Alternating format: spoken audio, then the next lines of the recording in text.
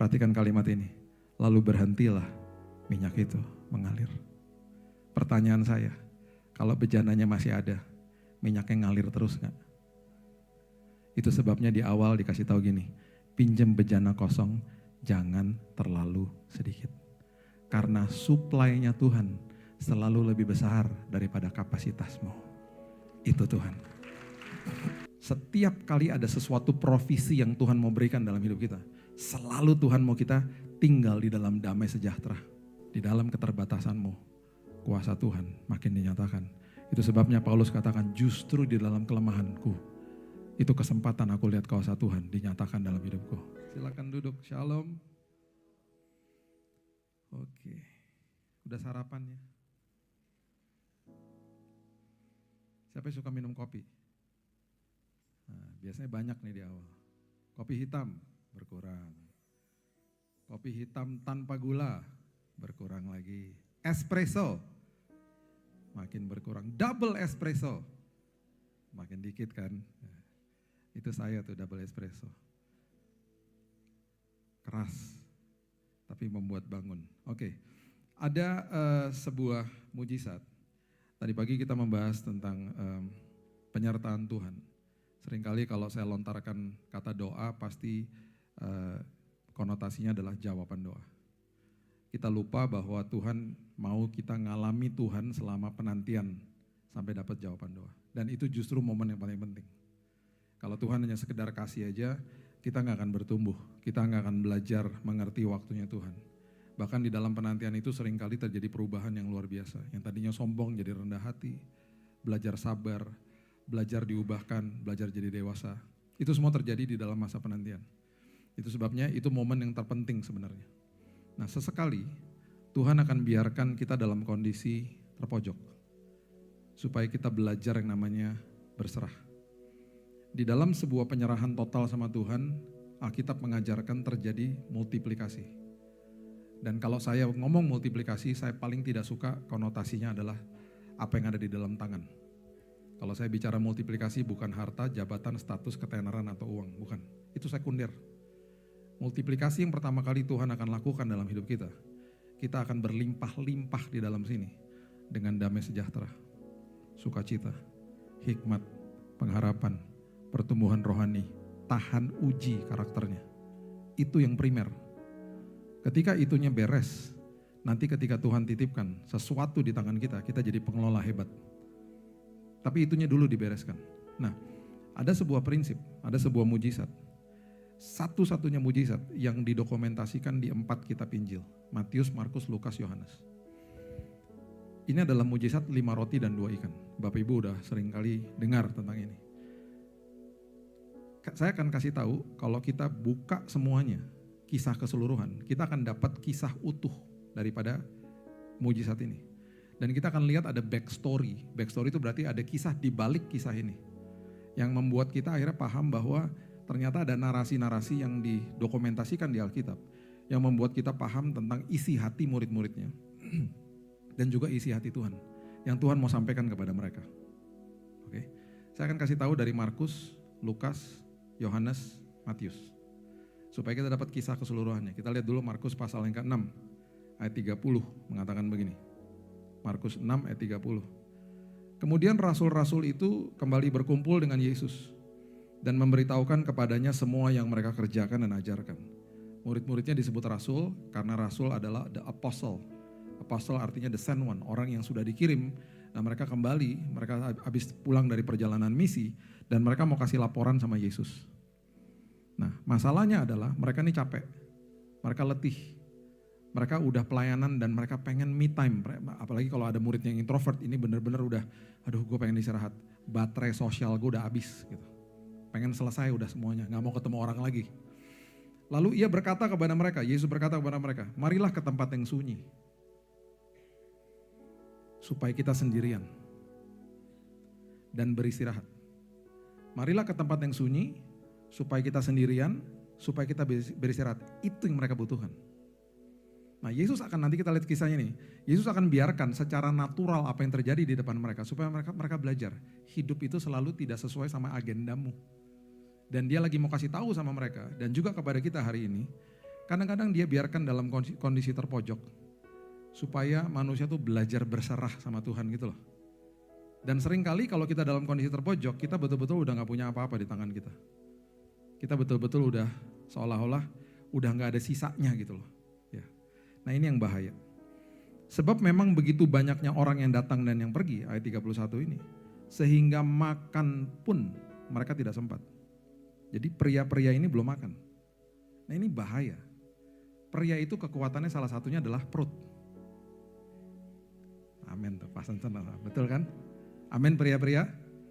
Pria tuh kekuatannya perut sama mata. Jadi kalau belum makan otaknya gak kebuka. Itu menurut artikel yang saya baca. Jadi katanya kalau survei membuktikan wanita itu lebih kuat puasa daripada pria. Pria tuh butuh effort kalau puasa. Jadi ada artikel juga bilang begini, kalau kamu ngundang seseorang datang ke kantormu di jam makan siang 11, 12 sampai jam 1 siang untuk meeting dan dia adalah seorang pria, pastikan ada snack di meja. Kalau enggak dia gak makan dan dia belum makan, itu enggak akan keluar ide-ide yang kreatif nantinya. Kalau dia makan, keluar terbuka pikirannya gitu. Unik juga ya pria ya. Sama kehebatannya mata, mata tuh visualnya hebat pria-pria itu.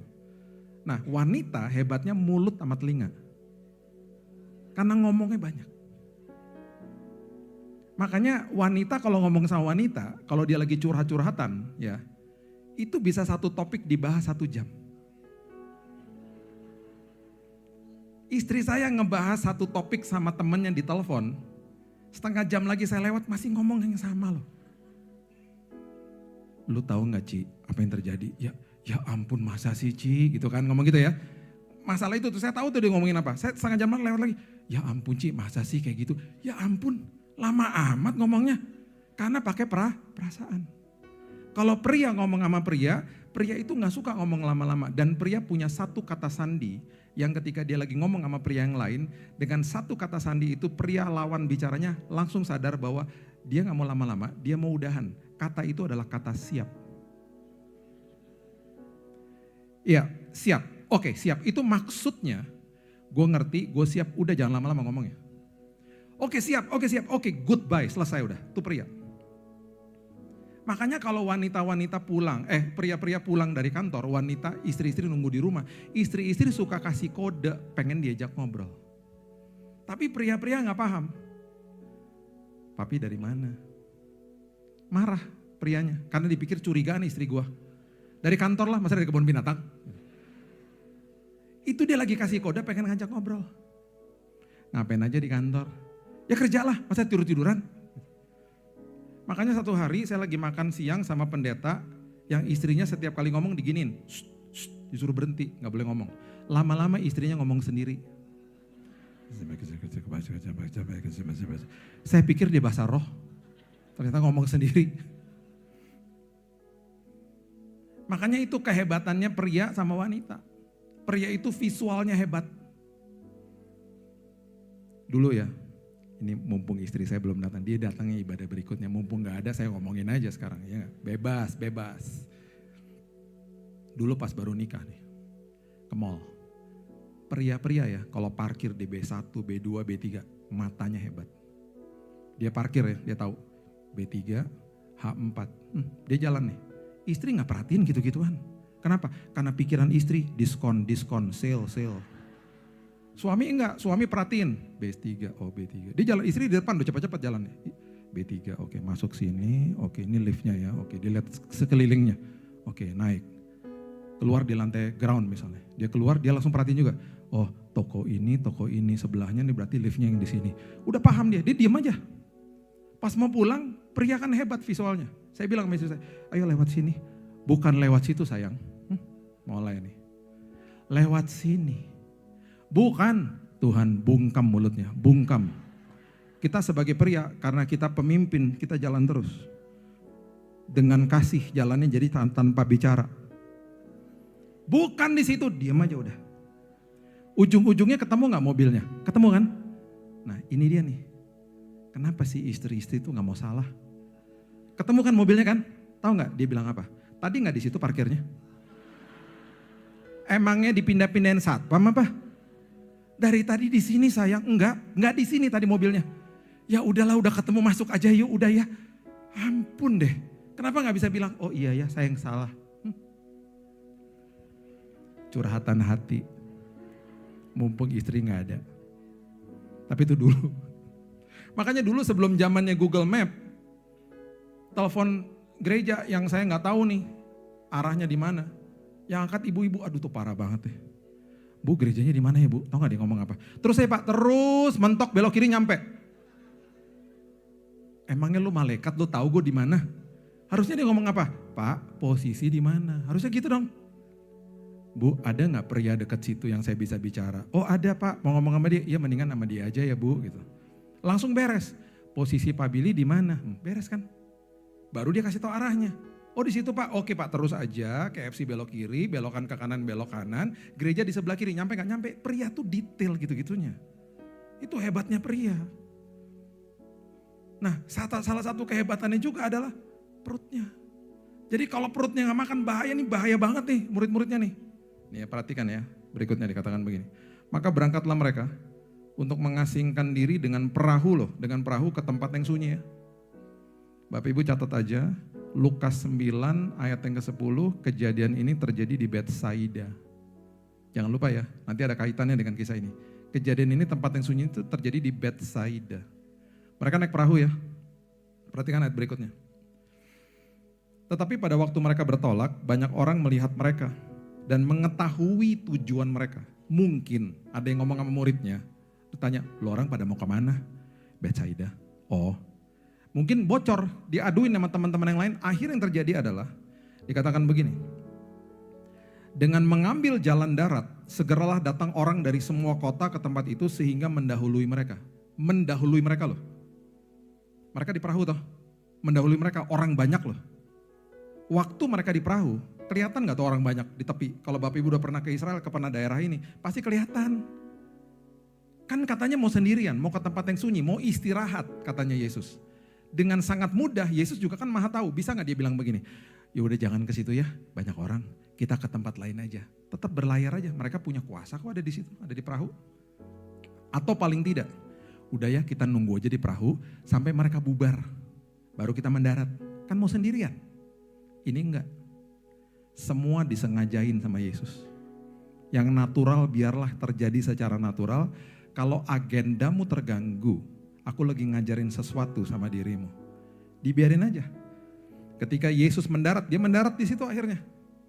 Ia melihat sejumlah besar orang banyak, dia enggak kabur. Dia enggak langsung menyendiri sama murid, enggak. Maka tergerak hatinya oleh belas kasihan kepada mereka karena mereka seperti domba tidak punya gembala. Lalu mulailah Yesus mengajarkan banyak hal kepada mereka. Katanya mau sendirian. Katanya mau istirahat. Kok pelayanan lagi? Orangnya banyaknya minta ampun lagi. Bapak Ibu, ini bukan 5.000 orang. 5.000 pria yang Alkitab katakan. Berarti kalau istri 1-2 anak. Berarti 15.000 sampai 20.000 orang saat itu. Di saat itu murid-muridnya udah kesel. Udah kelaparan, belum makan, pelayanan lagi dalam kondisi yang udah betul-betul gak ada sisa tenaganya. Perhatikan ayat berikutnya. Pada waktu hari sudah mulai malam, mereka udah kesel. Datanglah murid-muridnya kepada Yesus berkata, tempat ini sunyi, hari udah mulai malam. Suruhlah mereka pergi. Karena mungkin udah beberapa udah mulai pulang juga, mungkin. Supaya mereka dapat membeli makanan di desa-desa dan di kampung-kampung sekitar ini, mumpung toko-toko roti belum pada tutup misalnya. Mumpung makanan Padang mungkin masih buka. Biarin aja pulang aja, kita juga pengen makan, kita juga pengen pulang. Mereka lagi kasih kode, kita udah capek. Mujizat multiplikasi dimulai dari kalimat berikut ini. Yang membuat mereka betul-betul keselnya luar biasa. Ketika Yesus katakan begini di ayat 37. Kamu harus memberi mereka makan. Kamu harus memberi mereka makan. Kata mereka kepada Yesus dengan suara kesal nih pasti. Jadi haruskah kami membeli roti seharga 200 dinar untuk memberi mereka makan? 200 dinar itu sekitar 150.000. Jumlah yang cukup banyak pada saat itu. Siapa murid yang ngomong begini? Didokumentasikan di buku Yohanes. Karena Yohanes kalau tulis bukunya, dia menulis tentang teman-temannya dan dia tulis nama-nama mereka. Dan perhatikan ketika Yohanes tulis bukunya, kejadian ini sudah lewat, sudah terjadi. Yohanes lagi kasih tahu sama kita bahwa teman-temannya termasuk dia kesalnya minta ampun, dan kita diminta sama Yohanes untuk ngerti narasi dan apa yang mereka katakan kepada Yesus. Coba kita lihat Yohanes pasal yang ke-6 ayat yang ke-5. Ketika Yesus memandang sekelilingnya dan melihat bahwa orang banyak berbondong-bondong datang kepadanya, berkatalah ia kepada Filipus. Ditulis nama temannya. Atau bertanyalah ia kepada Filipus, di manakah kita akan membeli roti supaya mereka ini dapat makan. Jadi sebenarnya terjadi kejadian yang tadi di Markus itu, ada pertanyaan ini sebenarnya. Didokumentasikan sama Yohanes. Karena Yohanes lagi tulis dan dia ngalamin sendiri, kan dia ada di situ. Salah satu dari murid. Kenapa Yesus tanya sama Filipus? Tempat ini tadi di mana? Betsaida. Filipus berasal dari Betsaida. Jadi Yesus tanya sama orang lokal, "Pus, sini. Tempat roti yang masih buka di mana?" Jadi kalau kejadian terjadi di Bandung, Mauneh buka nggak? Demuk Bareto buka nggak? Itu saya suka banget itu. Buka nggak? Dia nanya sama orang lokal. Nah, perhatikan apa yang Yohanes tulis di ayat berikutnya. Ayat 6. Hal itu dikatakan sama Yesus atau ditanyakan sama Yesus untuk mencobai dia. Mencobai bahasa Inggrisnya itu tes, untuk menguji, itu lebih tepatnya, menguji dia. Perhatikan kalimat ini, jangan sampai nggak dapat kalimat ini. Sebab Yesus sendiri tahu apa yang hendak dilakukannya. Berarti dari awal dia udah tahu mesti ngapain. Dia udah tahu, dia sengaja ini terjadi. Makanya Yohanes tulis begini. Karena Yohanes salah satu murid yang tercengang-cengang pada akhirnya. Karena dia kesal juga. Udah lapar, tiba-tiba kok suruh, kan yang ngajakin pelayanan Yesus. Kita belum makan, kita dijanjiin mau tempat sendiri. Kok sekarang kita harus suruh kasih tanggung jawab untuk kasih mereka makan? Gimana sih? Dibiarin sama Yesus, terjadi seperti begitu. Makanya Yohanes tulis, dia tahu apa yang dia akan lakukan. Disengajain. Jawab Filipus kepada Yesus ayat 7. Roti seharga 200 dinar tidak akan cukup untuk mereka ini, sekalipun masing-masing mendapat sepotong kecil aja. Rupanya yang tadi ngomong 200 dinar itu adalah Filipus. Mau beli roti semahal ini pun mereka juga gak cukup. Karena orangnya terlalu banyak. Perhatikan ayat 8. Murid yang lain yang ditulis sama Yohanes, dinyatakan di dalam ayat ini adalah Andreas. Dan Andreas itu juga berasal dari Betsaida. Seorang dari murid-muridnya namanya Andreas, saudara Simon Petrus, berkata kepadanya, "Di sini ada seorang anak mempunyai 5 roti jelai dan 2 ikan. Tetapi apakah artinya ini untuk orang sebanyak ini?" Oke, perhatikan ini, bacanya betul-betul dengan teliti. Andreas berasal dari Betsaida. Ada kemungkinan besar dia kenal sama anak ini. Ada kemungkinan besar dia kenal sama orang tuanya. Atau kemungkinan mereka datang dari desa yang sama. Kondisi hati mereka kesal ya. Mereka belum makan loh. Ini konteks ayat ini adalah ngejek sebenarnya. Mencibir, ngejek ini. Jadi Andreas kan mereka disuruh kasih makan. Filipus melihat masalah besar, dia bilang mau beli pakai uang sebanyak itu juga gak cukup orangnya. Kalau Andreas ngejek, udah. Dia ketemu sama bocah ini, sini. Kamu dari desa ini kan aku kenal sama papamu. Oh iya om apa kabar? Kenal juga pasti. Kan mereka disuruh kasih makan, diajak sini, ketemu sama Yesus ini. Dia bawa tuh bocah. Di hadapan murid-muridnya, Andreas bilang begini, sambil mungkin ketawa kecil. Kita disuruh kasih makan, ini ada 5 roti dan 2 ikan. Terus mungkin murid-muridnya lain pada ketawa, giggling. Ketawa sinis, ketawa ngejek. Sekarang pertanyaan saya, emangnya Andreas tahu itu 5 roti dan 2 ikan terjadi multiplikasi? Enggak tahu lah. Makanya Yohanes tulis, Yesus tahu apa yang diperbuat. Sengaja dilakukan sama dia. Dan mungkin Yesus dalam hatinya tertawa kecil juga. You had no idea. Kamu gak tahu apa yang akan terjadi. Dibiarin dalam kondisi terpojok, kesel, udah gak punya sisa apapun. Sekarang kita backtrack dulu supaya kita makin jelas tentang kisah ini. Coba kita lihat di 2 Raja-Raja, pasalnya yang keempat. 2 Raja-Raja pasal yang keempat ayat 1-7. Salah seorang dari istri-istri para nabi mengadukan halnya kepada Elisa sambil berseru, "Hambamu suamiku sudah mati. Engkau ini tahu bahwa hambamu ini takut akan Tuhan. Tetapi sekarang penagih hutang sudah datang untuk mengambil kedua orang anakku menjadi budaknya. Debt collector datang, dia udah gak tahu lagi harus bagaimana. Jawab Elisa kepadanya, apakah yang dapat kuperbuat bagimu? Dan ini yang dahsyat banget. Dikatakan begini, beritahukan kepadaku apa-apa yang kau punya di rumah. Hari ini Tuhan kalau berhadapan sama kita, dan kita sudah dalam kondisi terpojok, Tuhan tanya gini, kamu punya apa nak? Roh Kudus tanya itu sama saya ketika saya di rumah sakit divonis mati 3 bulan sama dokter tahun 2019 kena kanker darah. Saya cuma bilang gini, saya gak pernah lupa, Tuhan saya hanya punya air mata dan saya hanya punya dengkul untuk berdoa. Walaupun dengkul ini saya gak bisa pakai juga Tuhan, saya terbaring di rumah sakit. Tapi dengan doa, dengan air mataku, kalau aku bermitra sama Tuhan, pasti jadi perkara besar. Karena Tuhan suka pakai perkara yang terbatas dalam hidupmu. Dia suka pakai 5 roti dan 2 ikan. Dia suka pakai apa-apa yang sudah menjadi sisanya, udah gak ada apa-apa kita. Terpojok udah. Udah gak bisa apa-apa. Dan wanita ini bilang begini sama dia. Hambamu tidak punya sesuatu apapun di rumah. Kecuali sebuah buli-buli berisi minyak. Lalu berkatalah Elisa, pergilah minta bejana-bejana dari luar. Ketika udah dikasih tahu yang kamu punya adalah buli-buli, Tuhan bekerja sama, Tuhan bermitra dengan perkara kecil itu. Itu sebabnya Elisa bilang begini, dia bilang keluarlah, minta bejana-bejana daripada segala tetanggamu, bejana-bejana yang kosong. Perhatikan kalimat ini yang membuat saya merinding. Kalimat ini bilang begini, tetapi jangan terlalu sedikit. Karena ini ada kaitannya dengan apa yang terjadi. Kamu minta dan kamu pinjam itu bejana-bejana kosong, jangan terlalu sedikit. Kemudian masuklah, tutuplah pintu sesudah engkau dan anak-anakku masuk. Tuanglah minyak itu ke dalam segala bejana, mana yang penuh angkat. Dengan kata lain, hari ini Roh Kudus bicara sama kita. Kalau kamu udah dengar firman, jangan dengerin sosmed. Jangan dengerin kata orang. Fokus sama janjiku. Fokus sama isi hatiku. Fokus sama prosesnya. Nikmati penyertaanku di dalam prosesnya sebelum engkau dapat jawaban itu. Nikmati penyertaanku. Nikmati bahwa aku tidak pernah ninggalin dan membiarkan engkau loh. Nikmati perjalanan itu. Dan akhirnya pergilah perempuan itu daripadanya, ditutupnya pintu sesudah ia dan anak-anaknya masuk, dan anak-anaknya mendekatkan bejana-bejana kepadanya sedang ia terus menuang. Di sini dia mulai kaget.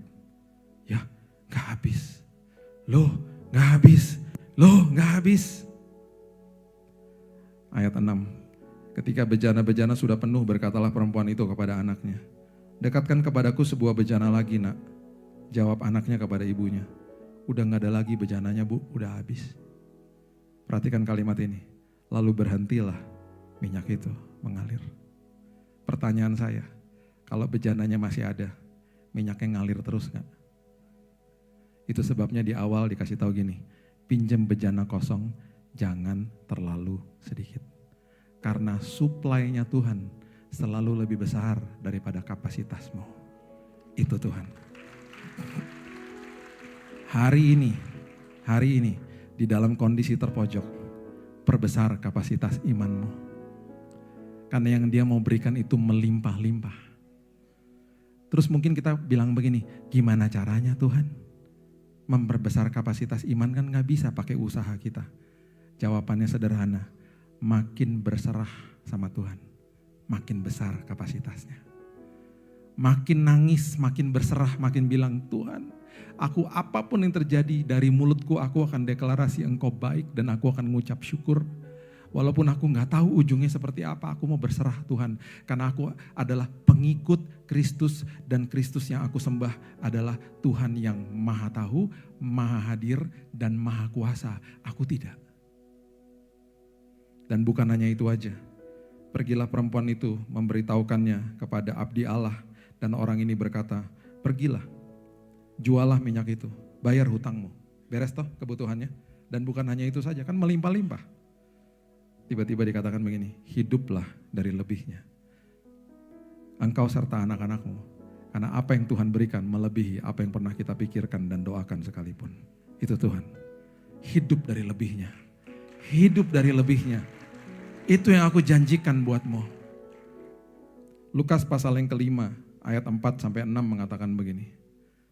Lukas pasal yang kelima ayat yang keempat sampai 6. Setelah selesai berbicara kepada Simon, bertolaklah ke tempat yang dalam. Yesus bilang begini, tebarkanlah jalamu untuk menangkap ikan. Dalam bahasa Inggris, kalau Bapak Ibu buka di King James Version, itu jalamu adalah net. Artinya, tebarkan jala-jalamu. Tebarkan jala-jalamu dalam Alkitab King James. Yang dilakukan sama Petrus, Guru, telah sepanjang malam kami bekerja keras dan kami tidak menangkap apa-apa. Tetapi karena engkau menyuruhnya, aku akan menebarkan jala juga. Dalam Alkitab King James, Petrus dengan pikiran yang sangat terbatas, dia menebarkan net, gak pakai S. Tuh. Yesus suruh tebarkan jala-jala tuh. Petrus menebarkan hanya satu jala. Yang terjadi adalah setelah mereka melakukannya, mereka menangkap sejumlah besar ikan sehingga jala yang cuma satu itu koyak. Pasti Yesus bilang begini, kan aku suruh tebarin jala-jala, bukan jala aja. Karena suplainya Tuhan lebih besar daripada kapasitasmu.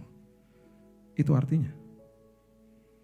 Itu sebabnya ketika akhirnya mereka mendapatkan mujizat ini, di Matius pasal yang ke-14 ayat 19 mengatakan begini. Matius 14 ayat 19. Lalu disuruhnya orang banyak itu duduk di rumput.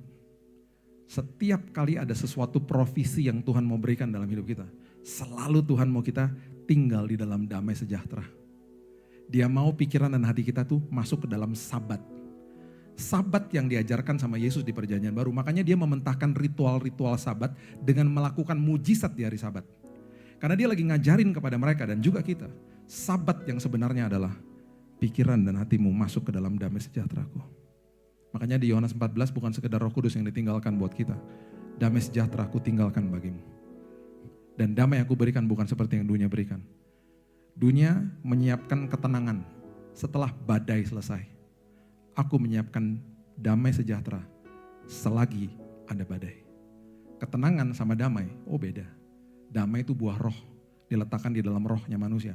Gak bisa dicuri sama iblis. Temannya ketenangan, letaknya di dalam jiwa manusia. Ketenangan bisa terusik kapan aja. Damai sejahtera, gak bisa dicuri sama iblis. Itu yang Tuhan tinggalin buat kita. Hidup di dalamnya, duduk. Tuhan katakan duduk. Setelah diambilnya 5 roti dan 2 ikan, diambil dong. Ada kemungkinan besar Andreas ngomong sama teman-teman, ya ampun gue cuma bercanda kali, kok diambil? Kan dia ngasihnya kesel, dia kasih tunjukin sambil kesel. Ya ada nih 5 roti dan 2 ikan, diambil sama Yesus. Oh gak apa-apa, aku ambil. Karena Yohanes sudah tulis, dia tahu apa yang dia akan perbuat. Diambil sama Yesus. Andreas kaget pasti, diambil. Dia kasih tunjuk sama murid-muridnya. Di dalam keterbatasanmu, kalau ada di tanganku, pertama yang kamu harus lakukan, ya menengadah ke langit dan dia mengucap berkat. Dia ngajarin murid-muridnya, dia ngajarin kita.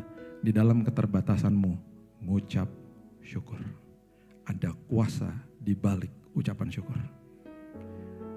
Waktu di perjamuan akhir, dia ambil roti itu. Dan ini pasti asing kedengaran bagi murid-muridnya, karena mereka udah biasa merayakan Paskah. Ini asing banget di telinga mereka, karena tiba-tiba Yesus bilang ini, inilah tubuhku. Sebelum dia naik ke kayu salib, dengan kondisi manusianya yang sangat sedih saat itu. Berat pastinya. Dia ngucap syukur. Dia terus ngajarin kita, di dalam keterbatasanmu, ngucap syukur. Karena setelah ini, Tuhan yang kamu sembah, Tuhan yang tidak ada batasnya, sudah mempersiapkan perkara besar bagimu. Ngucap syukur sebelum engkau lihat itu terjadi. Itu maksudnya. Dia ngucap syukur. Mengucap berkat, memecah-mecahkan roti, memberikan kepada murid-muridnya. Kata memberi itu adalah continuous present tense dalam bahasa Inggris. Berarti apa? Ketika dia memberi, gak ada habisnya. Terjadi multiplikasi. Dia kasih, dia kasih, dia kasih. Dan murid-muridnya mulai kaget. Ih gak habis, ih gak habis. Perhatikan. Murid-muridnya membagi-bagikannya juga kepada orang lain. Mujizat 5 roti dan 2 ikan, multiplikasi pertama kali terjadi di tangan Yesus. Dan kemudian multiplikasi terjadi di tangan murid-muridnya. Bapak Ibu bisa bayangkan gak? Filipus, teriak dari ujung sana. Guys, roti gue gak habis. Andreas dari sana. Woi, roti gue gak habis. Kaget semuanya. Dan malam hari itu pasti banyak yang nangis. Banyak yang sadar. Banyak yang teringat sama kata-kata di awal. Kamu harus kasih mereka makan. Mereka sadar akhirnya. Wow, di dalam keterbatasanku perkara besar terjadi. Rupanya itu yang diajarkan. Makanya Yohanes tulis, dia tahu apa yang dia akan lakukan. Tongkat di tangan Musa gak ada artinya. Bermitra sama Tuhan, lautan kebelah. 5 batu, umban, tas kecil buat batunya sama tongkat di tangannya Daud. Mati gue lihat. Doa dan dengkul untuk berdoa, bahkan air mata hari ini. Bermitralah sama Tuhan. Engkau lihat perkara besar terjadi atas hidupmu. Mujizat terjadi atas hidupmu. Nikmati perjalanan itu bersama Tuhan. Prosesnya selalu indah. Kira-kira 24 tahun yang lalu, teman saya ngajakin saya rekaman lagu yang dia tulis. Namanya Oleh Kuasa Darahmu. Oleh Kuasa Darahmu. Itu ditulis sama teman saya. Bukan sama artis-artis yang baru-baru ini, mungkin Bapak Ibu pernah buka, ada di cover sama banyak artis. Itu teman saya yang tulis. Dan pertama kali recording awalnya itu sama Harvest Praise Ministry. Dari gereja saya waktu saya baru bertobat IFGF di zaman awal tahun 2000. Rekaman itu terjadi di hari kerja. Dan kami udah sangat capek. Dan 6 pria, 6 wanita. Jam 12 malam, take vokal terakhir yang pria-pria. Masuk ke dalam ruangan kaca, kami rekaman di situ. Capek badan kami karena hari kerja, itu udah hari terakhir. Saya bilang sama teman-teman saya gak pernah lupa, saya bilang, guys semangat ya. Udah selesai nih habis ini gitu. Kita nyanyi, tiba-tiba kita rasakan hadirat Tuhan luar biasa, kita tutup mata. Setelah selesai kita keluar. Dan tiba-tiba wanita-wanita yang 6 itu juga pada nangis. Aduh, hadirat Tuhannya luar biasa ya, padahal kita udah capek banget, udah mau pulang bentar lagi ya. Ya puji Tuhan ya, kita bisa rasa hadirat Tuhan luar biasa di malam hari ini. Tiba-tiba operator studio yang kerja 30 tahun di situ, tangannya gemeteran. Dia tanya gini sama saya, Pak, yang nyanyi tadi kan prianya cuma 6 ya Pak? Iya. Kenapa di komputer saya suaranya 7?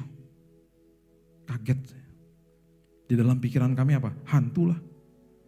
Ah jangan macam-macam mas, ini udah jam 12 malam tempatnya serem lagi.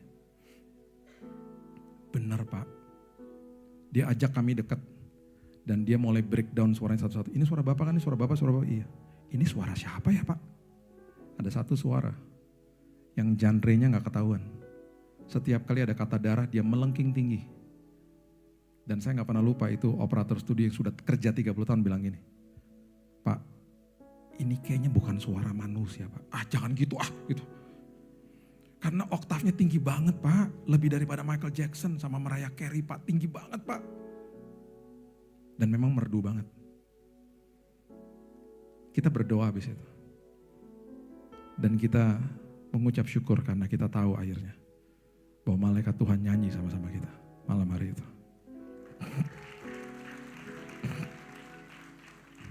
Gini-gini pernah nyanyi sama malaikat. Terus kita konser. HPM itu konser di Istora Senayan. Lagu itu sebelum di mixing ya, sekarang kalau udah di mixing udah gak ketahuan. Waktu di mixing itu masih terdengar suaranya. Dan kita dapat kabar, ada 1 jiwa terima Yesus. Saya bilang sama teman-teman saya, paling tidak Tuhan kasih tahu sama kita. Mungkin banyak jiwa diselamatkan lewat lagu itu kita gak tahu. Tapi paling tidak Tuhan kasih tahu sama kita, bahwa di dalam keletihan kita, di dalam keterbatasan kita malam hari itu, Dia nyatakan kuasanya. Dia kirim malaikatnya nyanyi sama-sama kita. Dan paling tidak kita tahu ada 1 jiwa terima Yesus. Gara-gara itu. Di dalam keterbatasanmu, kuasa Tuhan makin dinyatakan. Itu sebabnya Paulus katakan justru di dalam kelemahanku. Itu kesempatan aku lihat kuasa Tuhan dinyatakan dalam hidupku. Saya gak pernah lupa, saya tutup dengan kisah ini. Ada seorang pendeta di Cina. Diajak berdoa sama pendeta dari Amerika. Pendeta dari Amerika bilang begini, Pak Pendeta, saya doain ya, semoga gereja Bapak di Cina seperti gereja saya di Amerika. Karena gereja saya di Amerika itu bebas persekusi Pak. Kalau Bapak kan dipersekusi terus, kalau di Cina kan ditekan gitu ya. Bahaya, dalam kondisi bahaya, ngumpet-ngumpet lagi ibadahnya. Saya kan bebas Pak di sana. Saya doain ya semoga gereja Bapak seperti saya, nyaman-nyaman aja. Pendeta di Cina bilang ini, jangan Pak. Kenapa jangan? Saya nggak mau gereja saya seperti gereja Bapak di sana. Karena justru Pak, di dalam kelemahan kita, di dalam keterbatasan kita, kuasa Tuhan dinyatakan, jumlah kita bertambah-tambah Pak. Jumlahnya gereja Bapak kan gak bertambah-tambah, karena terlalu nyaman Pak. Saya gak mau Pak, doain saya supaya saya sama jemaat saya kuat. Udah itu aja. Karena justru di dalam kelemahan kita, keterbatasan kita, kuasa Tuhan makin besar. Berikan tepuk tangan kita untuk Tuhan kita.